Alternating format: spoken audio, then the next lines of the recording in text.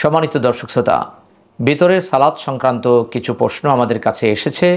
আগে আমরা প্রশ্নগুলো জেনে নেব, এরপরে চলে যাব উত্তর পর্বে। 1 নম্বর প্রশ্ন, ভিতরের সালাত কয় রাকাত পর্যন্ত পড়া যায়?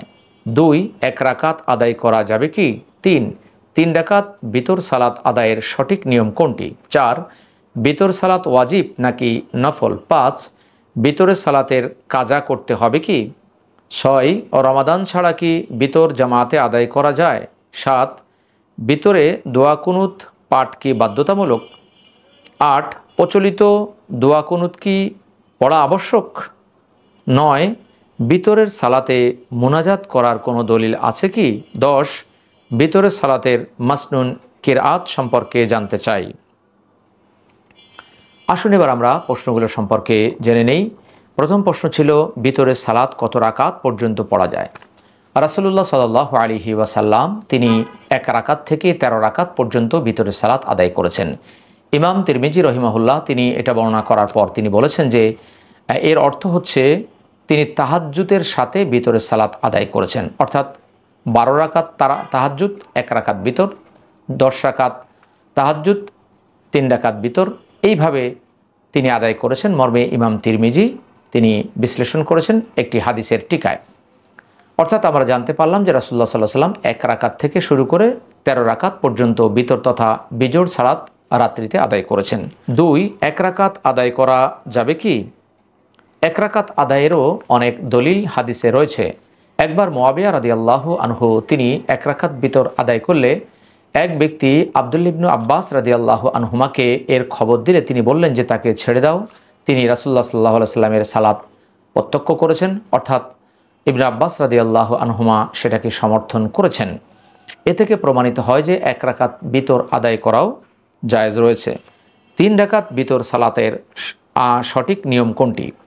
আমরা যেভাবে ভিতর সালাত আদায় করি এটিও একটি নিয়ম, এবং মক্কা মদিনায় যেটি আদায় করা হয়, অর্থাৎ মাঝখানে 2 রাকাতে বৈঠক না করে একসাথেই 3 রাকাতে বসে সালাম ফিরিয়ে ফেলা। একটি হাদিসের 2টি বুঝ এখানে রয়েছে। হাকিমের ভিতরে যে হাদিসটি এসেছে সেখানে বলা হয়েছে যে রাসূলুল্লাহ সাল্লাল্লাহু আলাইহি ওয়াসাল্লাম 3 রাকাত ভিতর করতেন, তবে মাঝখানে তিনি সালাম ফিরাতেন না, তথা 2 রাকাতে তিনি সালাম ফিরাতেন না। এর দ্বারা কেউ বুঝেছেন যে 2 রাকাতে বসতে হবে না, আর কেউ বুঝেছেন 2 রাকাতে বসতে হবে। অতএব 2টি নিয়মই সঠিক। ভিতর সালাত সংক্রান্ত আমরা আরও একটি বিস্তারিত ভিডিও দেব, ইনশাআল্লাহ সেখানে বিস্তারিতভাবে আলোচনা করা হবে। 4 নম্বর প্রশ্ন, ভিতর সালাত ওয়াজিব নাকি নফল? ভিতরের সালাতকে অনেকে ওয়াজিব বলেছেন, বিশেষ করে হানাফি আলেমগণ এটাকে ওয়াজিব বলেছেন। তারা ওই হাদিস থেকে দলিল নিয়েছেন যে ওহে আহলে কোরআনগণ, তোমরা ভিতর করো। আল্লাহ ভিতরকে বেজোড়কে ভালোবাসেন, পছন্দ করেন। আর যারা এটাকে নফল বলেছেন তারা বলেছেন যে জিবরিল আলাইহিস সালাম তিনি এসে 5 ওয়াক্ত সালাতের ওয়াক্ত শিক্ষা দিয়েছেন, কিন্তু তিনি ভিতর সালাত আলাদা করে ওয়াক্ত শিক্ষা দেননি। এছাড়া এক ব্যক্তি এসে বলেছিলেন, ইয়া রাসূলুল্লাহ, আমাকে আপনি বিভিন্ন ইবাদত বন্দেগী শিক্ষা দেন। রাসূলুল্লাহ সাল্লাল্লাহু আলাইহি ওয়াসাল্লাম ইবাদত বন্দেগী শিক্ষা দিতে গিয়ে বলেছিলেন যে তুমি 5 ওয়াক্ত সালাত আদায় করো, ফরজ সালাত যদি তুমি অতিরিক্ত আদায় করো সেটা তোমার জন্য নফল হবে। এছাড়া আবু দাউদের সহিহ বর্ণনায় এসেছে, তিরমিজিতেও এসেছে, রাসূলুল্লাহ সাল্লাল্লাহু আলাইহি ওয়াসাল্লাম বলেছেন যে কিয়ামতের ময়দানে বান্দার ফরজ সালাতের হিসাব নেওয়া হবে। যদি ঘাটতি হয় তাহলে সেখান থেকে নফল সালাত দিয়ে তা পূর্ণ করে দেওয়া হবে। সহিহ বুখারী বর্ণনায় এসেছে যে রাসূলুল্লাহ সাল্লাল্লাহু আলাইহি ওয়াসাল্লাম যখন সাওয়ারির পিঠে নফল সালাত আদায় করতেন তখন তিনি ভিতর ও নফল আদায় করতেন। এরপরে যখন ফরজ সালাত আদায়ের সময় হতো তিনি সাওয়ারির পিঠ থেকে নেমে আসতেন। এ থেকেও প্রমাণিত হয় যে ভিতর সালাত নফল সালাত।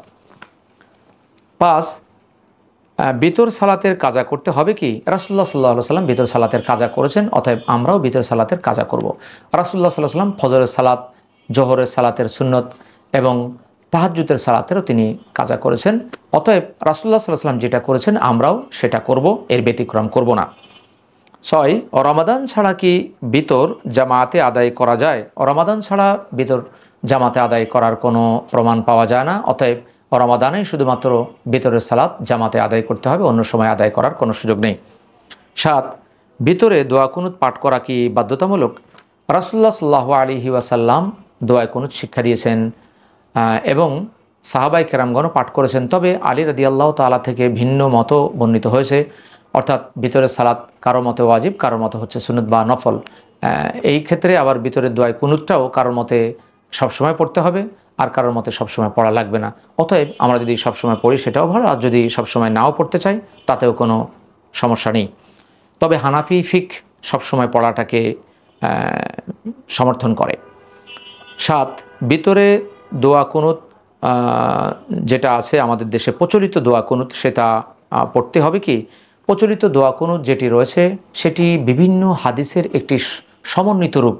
যেমন কোনো হাদিসে আসছে আল্লাহুম্মা ইন্না নাস্তাইনুকা অনুসনি আলাইকাল খয়রা বিল জিদ্দা বিসমিল্লাহির রহমানির রহিম ইয়াকা নাবুদু ওয়া লাকা নুসাল্লি, এভাবে বিচ্ছিন্নভাবে ছড়িয়ে ছিটিয়ে শব্দগুলো এসেছে। তবে কেউ একজন হয়তোবা এটাকে সুন্দরভাবে সাজিয়ে এই রূপটা দিয়েছেন। এটা হাদিসের বিভিন্ন রূপ, অতএব এটা পাঠেও কোনো দোষ নেই। এছাড়া আরেকটি যে দোয়া রয়েছে আল্লাহুম্মা হাদিনি ফিমান হাদাইতা ওয়া আফিনি ফিমান আফাইতা, ওটিও পাঠ করা যাবে। 9 নম্বর প্রশ্ন হচ্ছে, ভিতরে সালাতে মোনাজাত করার কোনো দলিল আছে কি? রাসূলুল্লাহ সাল্লাল্লাহু আলাইহি সাল্লাম রিল, জাকওয়ান এদেরকে ফজরের সালাতে বদদোয়া করেছিলেন কুনুতে নাজেলাতে। রাসূলুল্লাহ সাল্লাল্লাহু আলাইহি সাল্লাম কখনোই ভিতরে সালাতে মোনাজাত করেননি। তবে সাহাবায়ে কেরামগণ ও রমাজানে ভিতরে সালাতে মোনাজাত করেছেন মর্মে দলিল পাওয়া যায়। এজন্য অনেক মুহাক্কিক বলেছেন যে ফজরের সালাতের কুনুতের নাজেলার উপর কিয়াস করে এবং সাহাবায়ে কেরামদের আমলের উপর ভিত্তি করে ভিতরে সালাতে মোনাজাত করা যাবে। তবে রাসূলুল্লাহ সাল্লাল্লাহু আলাইহি সাল্লাম কখনোই ভিতরে সালাতে মোনাজাত করেননি। 10 নম্বর প্রশ্ন হচ্ছে, ভিতরে সালাতের মাসনুন কেরাত সম্পর্কে জানতে চাই। ভিতরের প্রথম রাকাতে রাসূলুল্লাহ সাল্লাল্লাহু আলাইহি সাল্লাম সাব্বিহিসমা রাব্বিকাল আলা অর্থাৎ সূরা আলা 87 নম্বর সূরা, এই সূরা তিনি পাঠ করতেন। দ্বিতীয় রাকাতে সূরা কাফিরুন ও ইয়া আইয়ুহাল কাফিরুন কোরআনের 109 নম্বর সূরা, এটি তিনি দ্বিতীয় রাকাতে পাঠ করতেন। এবং তৃতীয় রাকাতে সূরাতুল ইখলাস তথা কুল হুয়াল্লাহু আহাদ কোরআনের 112 নম্বর সূরা রাসূলুল্লাহ সাল্লাল্লাহু আলাইহি সাল্লাম পাঠ করতেন। অতএব আমরাও এমনটি পাঠ করতে পারি। এটি পাঠ করা বাধ্যতামূলক নয়, তবে মাসনুন তথা রাসূলুল্লাহ সাল্লাল্লাহু আলাইহি সাল্লাম এটা করতেন। এজন্য আমরা রাসূলুল্লাহ সাল্লাল্লাহু আলাইহি সাল্লামের মহব্বতে তার সুন্নাহ অনুসরণ করতে গিয়ে এটা করব। আল্লাহ তাআলা স্পষ্টভাবে জানিয়ে দিয়েছেন, লাকাদ কানা লাকুম ফি রাসূলিল্লাহি উসওয়াতুন হাসানাহ, অবশ্যই তোমাদের জন্য রাসূলুল্লাহর মধ্যে উত্তম আদর্শ রয়েছে। সূরা আল আহজাব 33 নম্বর সূরার 21 নম্বর আয়াত। সেই দৃষ্টিকোণ থেকে আমরা এটা করতে পারি। আল্লাহ তাআলা আপনাকে, আমাকে, আমাদের সকলকে যথাযথভাবে কোরআন সুন্নাহ বুঝে সে অনুযায়ী আমল করার তৌফিক দান করুক।